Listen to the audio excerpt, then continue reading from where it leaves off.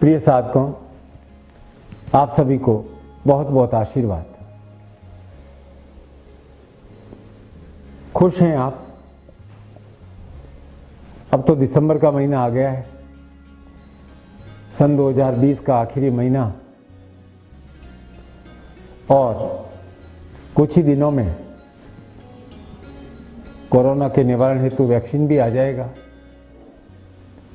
फिर वही जीवन में चहल पहल, भाग दौड़, आना जाना, आपका मेरा मिलना जरूरी है। ये जो भय, चिंता और आशंका का जो माहौल है वह समाप्त हो जाएगा, लेकिन अभी 2-3 महीने सजग और सावधान अवश्य रहना है। जब तक सावधान रहते हैं, चैतन्य रहते हैं, सुरक्षित रहते हैं। बात केवल ये कोरोना की नहीं है, जीवन के प्रत्येक क्षेत्र में सावधानी से क्रियाशील होना आवश्यक है। अब जिसे आप कहते हो सावधानी, मैं कहता हूं सजगता। सजगता का अर्थ है जागरूक होना, जागृति भाव में रहना, और इसी से साधक अपनी इच्छित सिद्धि प्राप्त करता है। अब सिद्धि, सिद्ध पुरुष, सिद्धाश्रम ये केवल शब्द नहीं है, निखिल मंत्र विज्ञान का प्रत्येक साधक का ये जीवन का लक्ष्य है। प्रत्येक साधक सिद्धाश्रम प्राप्ति की, सिद्धाश्रम गमन की इच्छा रखता है, आकांक्षा रखता है। चलो, महाभारत में एक सुंदर प्रसंग आया है कि एक बार धर्म जिसे यम भी कहा गया है, धर्म ने छद्म वेश धारण कर युधिष्ठिर से एक प्रश्न किया और पूछा कि हे युधिष्ठिर, तुम बताओ, कह पंथा, कौन सा मार्ग है? जीवन का श्रेष्ठतम मार्ग कौन सा है? युधिष्ठिर ने कहा, मुनिवर, तर्को प्रतिष्ठित, श्रुतियो विभिन्न, नेको ऋषिस्य मतम प्रणानाम, धर्मस्य तत्व निहितम गुह्याम, महाजनो ये न गत सपंथा। युधिष्ठिर ने कहा, देखो ऋषिवर, ये प्रश्न बहुत गूढ़ है। अब जीवन जीने का कोई निश्चित मार्ग का निर्धारण के लिए कोई सुस्थापित तर्क नहीं है। श्रुतियां अलग अलग प्रकार का मार्ग बताती हैं, शास्त्र विभिन्न प्रकार के मार्ग बताते हैं, चिंतक और विचारक अलग अलग बात कहते हैं,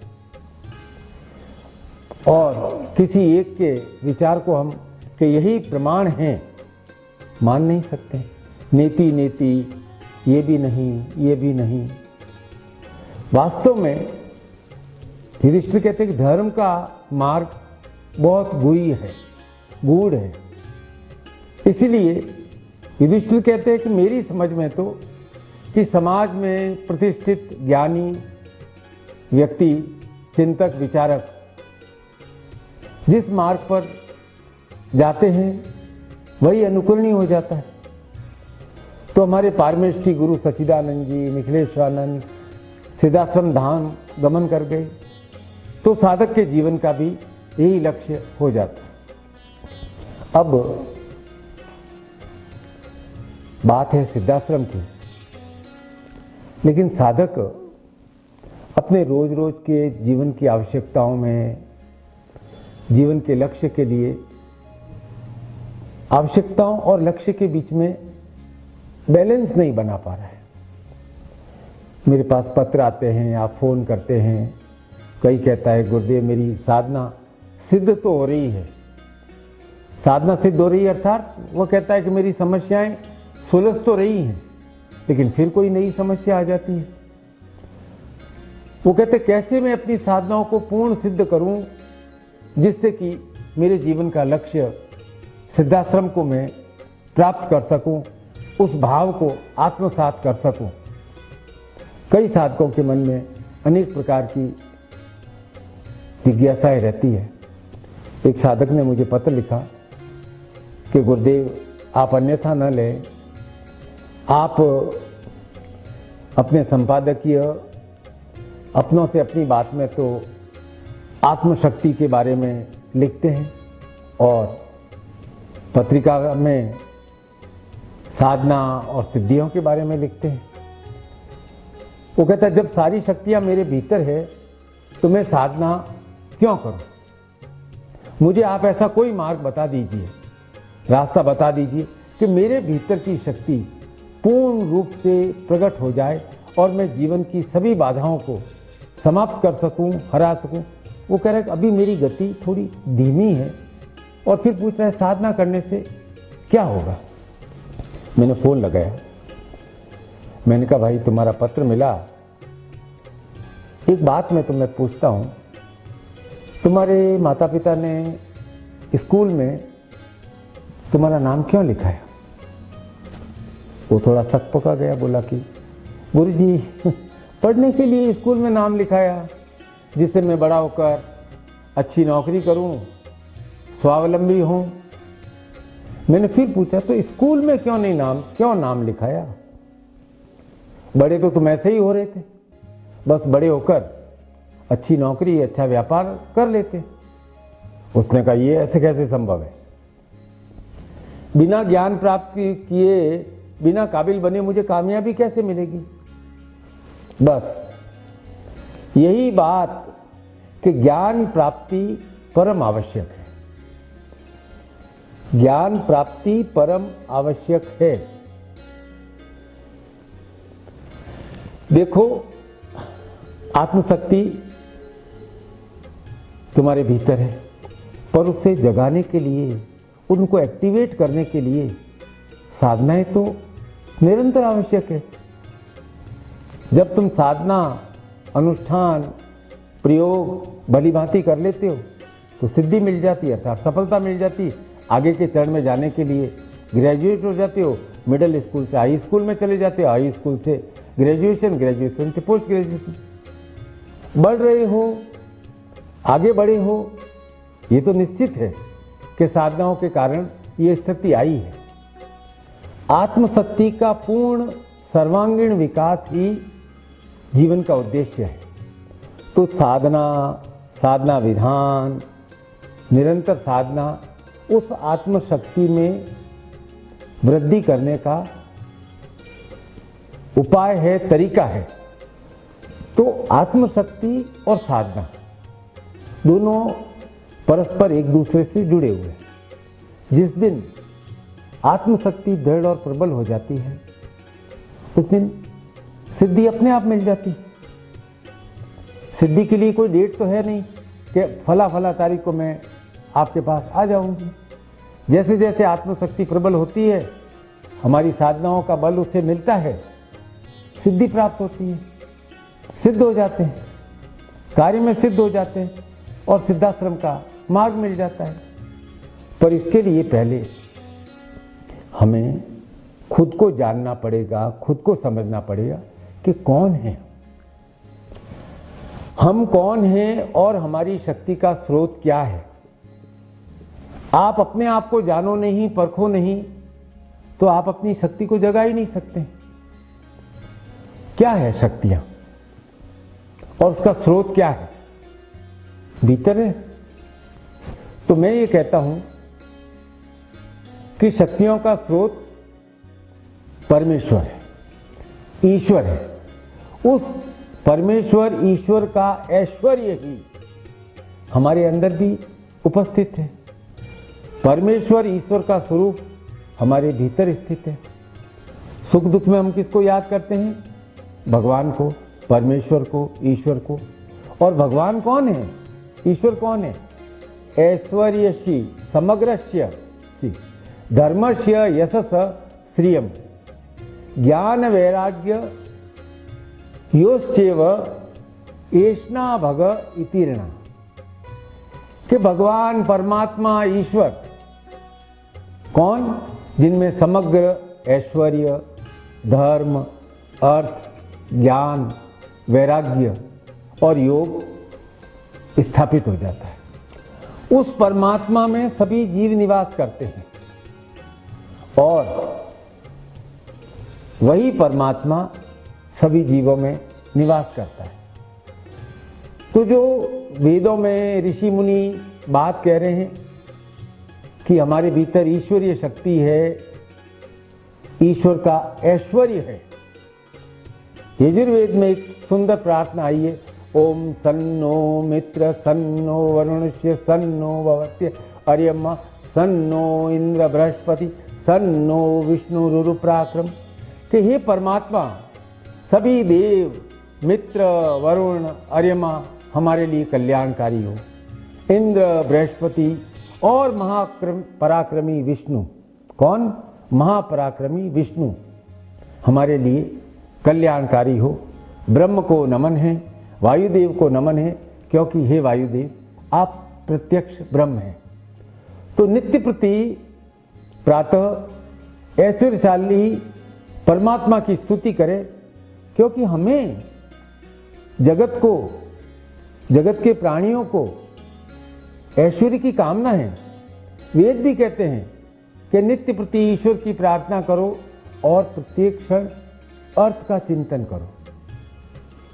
क्योंकि बहुत सरल बात है, बहुत सरल बात है कि ऐश्वर्य के बिना जीवन उद्देश्यहीन हो जाता है, और जिसके पास उद्देश्य नहीं वह परम सिद्धि क्या सिद्धि को कैसे प्राप्त कर सकता है। इसलिए मन में बिल्कुल शंका नहीं रखनी है। हो क्या रहा है कि जीवन की छोटी छोटी बातों में हम उलझ गए। तो हमारे जीवन का लक्ष्य सिद्धाश्रम कैसे प्राप्त होगा? पहले तो सिद्धाश्रम भाव को जागृत करना है कि हां, मेरे भीतर सिद्धाश्रम का ज्ञान भाव हो। वह पात्रता को अपने अंदर स्थापित करना है। देखो, जो पात्र है जिसमें योग्यता है, जो पात्र है जिसमें योग्यता है, उसे अपने जीवन का लक्ष्य अवश्य प्राप्त होता है। और हमारे वशिष्ठ, विश्वामित्र, अत्रेय, कणाद, सच्चिदानंद, निखिलेश्वरानंद, कई विभूतियां सिद्धाश्रम में विराजमान हैं। और जब साधक में पात्रता और योग्यता आ जाती है तो उसे जीवन में भी सिद्धाश्रम भाव प्राप्त होता है और जीवन के बाद ही। एक और कथा सुनाता हूं, सुनो आप। पांडवों के सशरीर स्वर्ग गमन की कथा तो आपने बार बार सुनी। केवल और केवल उन 5 पांडवों में केवल युधिष्ठिर ही अपने स्वान कुत्ते के साथ ही सशरीर स्वर्ग जा सके थे। क्यों? क्योंकि युधिष्ठिर के पास सत्य की शक्ति थी, सत्व की शक्ति थी। यही शक्ति मान ऋषियों के पास थी, जिससे अनुप्राणित होकर वे सिद्धाश्रम गमन करते हैं। अब इसी सत्व की शक्ति को अपने रूम रूम में जागृत करना है। ऐश्वर्य अपने आप आ जाएगा, भीतर का परमात्मा जागृत हो जाएगा। अभी वह देख रहा है, परमात्मा हमारे भीतर स्थित है, वह देख रहा है कि ये कर क्या रहा है। तो हमें केवल देखना नहीं है, उस सत्व के भाव को जागृत करना है। और सत्व की शक्ति क्या है? सत्यमेव जयति नानृत सत्येन पंथा विवतो देवयान। मुंडकोपनिषद में यह श्लोक आया है कि हे मनुष्य, देवताओं की ओर जाने वाला मार्ग सत्य से भरा मार्ग है। आप्तकाम ततो तपोनिष्ठ ऋषि जिस मार्ग पर चलते हैं और जहां पहुंचते हैं वह सत्य का धाम है, सिद्धाश्रम। सत्य स्वयं महान है, सत्य स्वयं दिव्य है। सूक्ष्म से सूक्ष्म वस्तु में बड़ी से बड़ी वस्तु में और सूक्ष्म से सूक्ष्म वस्तु में भी वह सत्व के रूप में प्रकाशित हो रहा है। और हमें एक साधक को उस सत्व की शक्ति को जागृत करना है। तो उसके लिए सत्व की शक्ति को जागृत करने के लिए सत्य वचन की शक्ति ही एकमात्र अमोघ उपाय है। थोड़ा भारी हो रहा है, बात समझाता हूं। एक और पुराण कथा बताता हूं, चिंता नहीं कर, बहुत सरल बात है। सत्व सत्य कोई कठोर बारी बारी शब्द नहीं है। एक बार क्या हुआ कि पुराण में कथा आती है, देवी भागवत पुराण में, कि एक विद्वान पंडित देवदत्त के संतान नहीं थी। तो संतान प्राप्ति की कामना अर्थात ऐश्वर्य की कामना, ऐश्वर्य प्राप्ति, संतान, धन, गोधन, गजधन सब ऐश्वर्य के ही स्वरूप है। तो उन्होंने एक विधि पूर्वक यज्ञ का आयोजन किया और उसमें उस यज्ञ में गोबिल ऋषि सामवेद का पाठ कर रहे थे। अब सामवेद का पाठ थोड़ा अलग तरह का होता है। उसमें जो मंत्र होते हैं वो संगीतमय मंत्र होते हैं, हम हाम होम होम, इस तरह का एक मंत्रात्मक ध्वनि होती है। शब्द उसमें थोड़े कम होते हैं। तो गोबिल ऋषि का पाठ करते करते उनका थोड़ा स्वर भंग हो गया।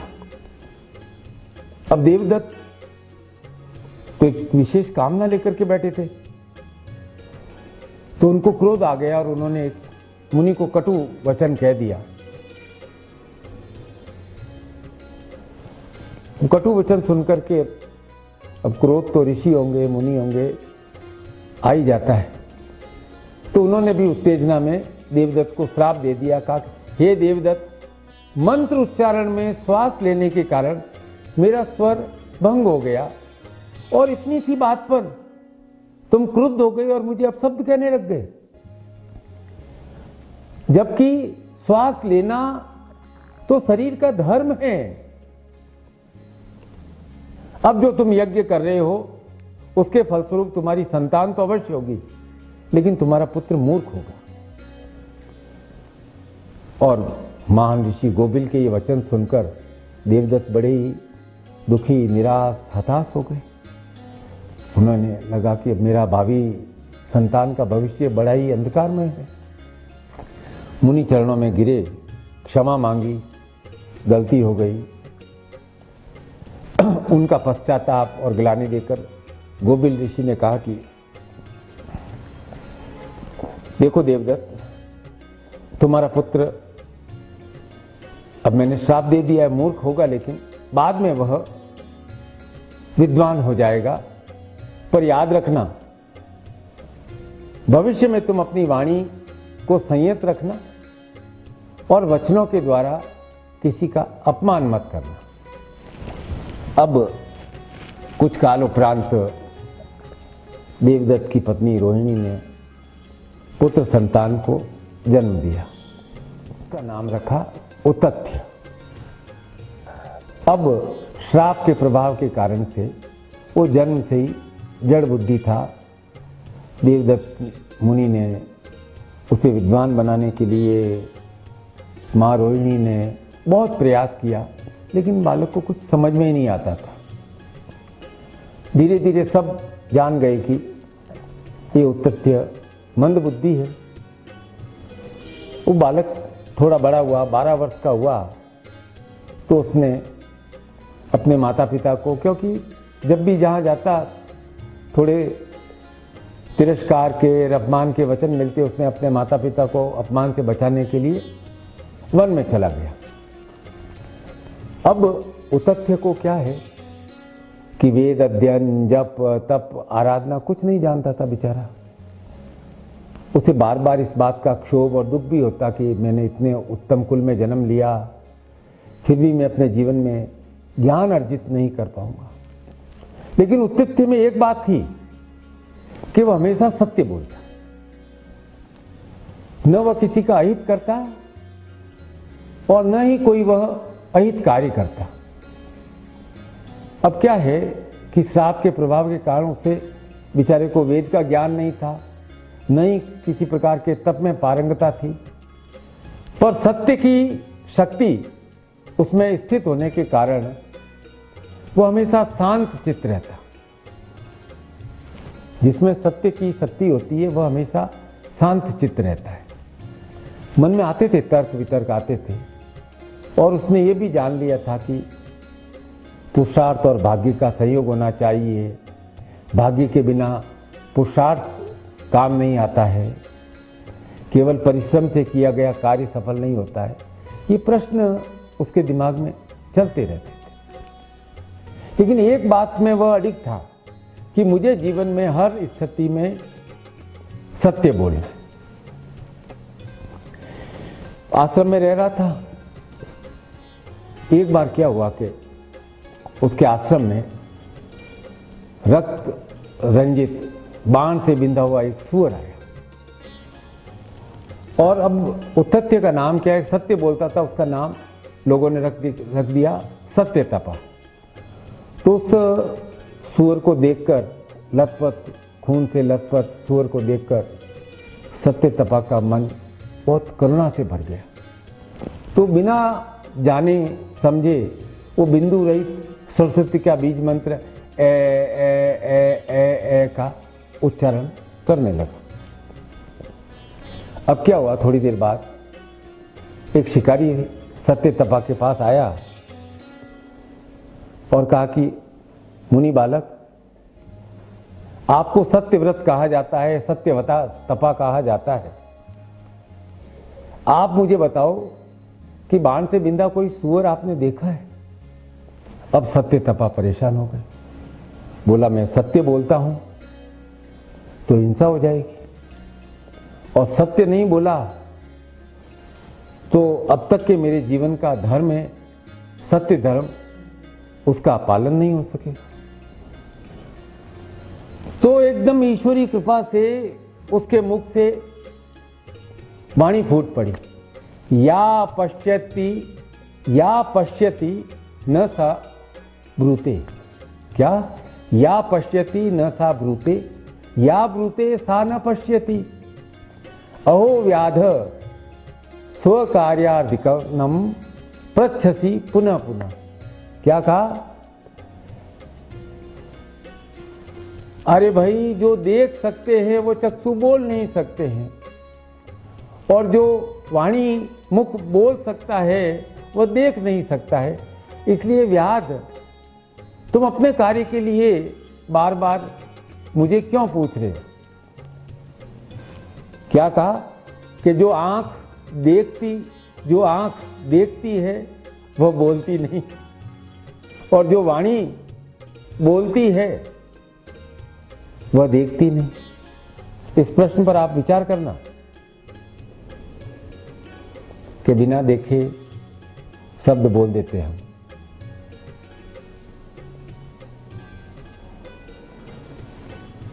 सत्य तपा का यह उत्तर सुना व्याध ने कहा कि जो आंख देखती है वह बोलती नहीं, जो वाणी बोलती है वह देखती नहीं। सत्य बात। और अब सत्य तपा ने एम बीज मंत्र की साधना की, जप किया, और पृथ्वी पर महान पंडित के रूप में विख्यात हुए। उन्हें सरस्वती साक्षात सिद्ध हुई। एक बीज मंत्र से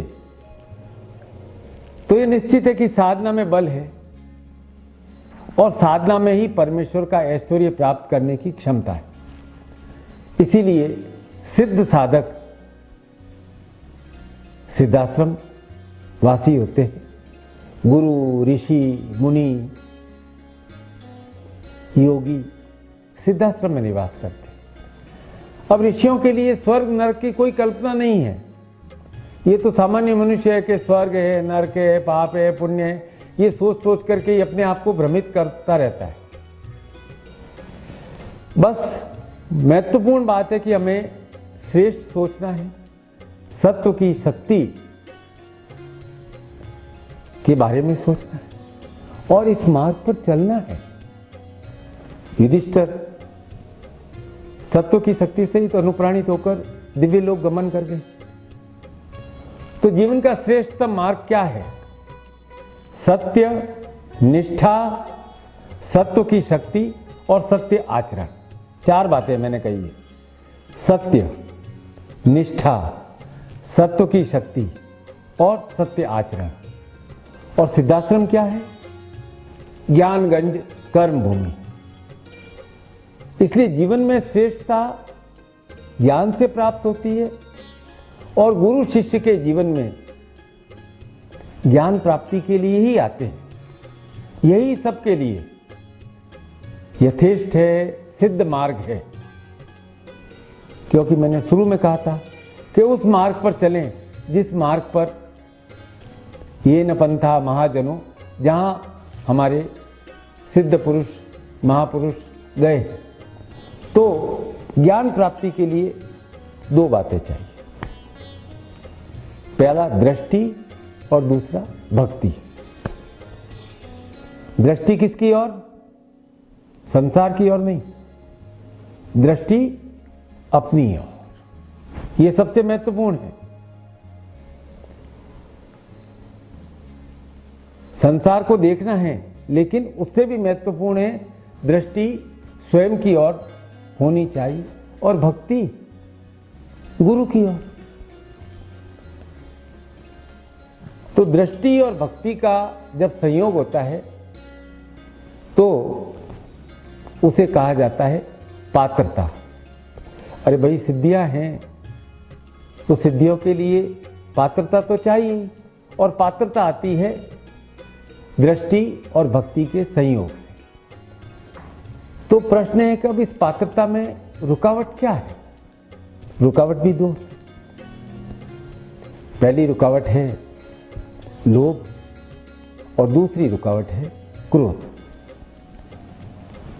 लोभ अर्थात शास्त्रों में अर्थ कहा गया है लोभ अर्थात वासना, लेकिन लोभ का सही अर्थ है कि आपके मन में कमी की भावना, कि मेरे पास है जो कम है, उस कमी को पूरा कैसे करूं, तो फिर और अधिक लोभ जागृत होता है। और क्रोध का सीधा साधा अर्थ है प्रतिशोध। मुझे उसने ऐसा कह दिया, मुझे उससे बदला लेना है, ये प्रतिशोध। ये 2 तत्व ही बंधन है जो हमारे सत्व की शक्ति को क्षीण कर देते हैं, कमजोर कर देते हैं। और जब सत्व कमजोर होता है अर्थात लोभ और क्रोध आ जाता है तो अज्ञान की ओर चले जाते हैं। क्योंकि कमी है, कमी है, कमी है, ये तो कभी भरपाई होती नहीं। और क्रोध अर्थात प्रतिशोध है, प्रतिशोध है, ये तो अग्नि है। तो मैं कहता हूं कि लोभ अर्थात कमी की भावना और प्रतिशोध, ये दोनों अग्नि समान है कि बढ़ते ही जाते हैं, बढ़ते ही जाते हैं। तो गुरु क्या करते हैं कि लोभ और क्रोध को एक प्रकार से समाप्त करने के लिए उसकी प्रतिरोधक शक्ति, एंटीडोट कहते हैं ना, अभी टीका आएगा, ये क्या है कि वायरस का एंटीडोट है, प्रतिकारक शक्ति प्रदान करते हैं। अब लोभ की प्रतिकारक शक्ति क्या है? संतोष। लोभ की प्रतिकारक शक्ति है संतोष, और क्रोध की प्रतिकारक शक्ति क्या है? क्षमा। तो लोभ और क्रोध समाप्त हो और संतोष और क्षमा जीवन में आए, यह शक्ति गुरु द्वारा दीक्षा के माध्यम से, शक्तिपात के माध्यम से, मंत्र जप के माध्यम से, भाव के माध्यम से प्रदान की जाती है। क्योंकि दीक्षा की जो अग्नि होती है, जिसको तेज कहता हूं मैं, वह भीतर की दो ही वासनाएं हैं प्रमुख, लोभ और क्रोध। लोभ अर्थात कमी की भावना और क्रोध अर्थात प्रतिशोध की भावना। अब इन दोनों को समाप्त जब आपके भीतर गुरु द्वारा प्रदत्त प्रतिकारक शक्ति से, एंटीडोट से समाप्त होती है, तो फिर अंतकरण में शुद्ध भाव स्थापित होता है और फिर ऐसे हृदय मंडल में, अंतरात्मा में, हमारे मन में स्थित परमेश्वर में वह सत्व की शक्ति, सत्य की शक्ति और अधिक प्रबल और दृढ़ होती है और परमात्मा ऐश्वर्यशाली। वह परमात्मा हमें मित्र, वरुण, अर्यमा, अग्नि, इंद्रादि सब हमें और अधिक ऐश्वर्य और शक्ति प्रदान करते हैं, क्योंकि परमात्मा परम ऐश्वर्य का स्वरूप है। एक बात मैं और कहूंगा कि ठंडा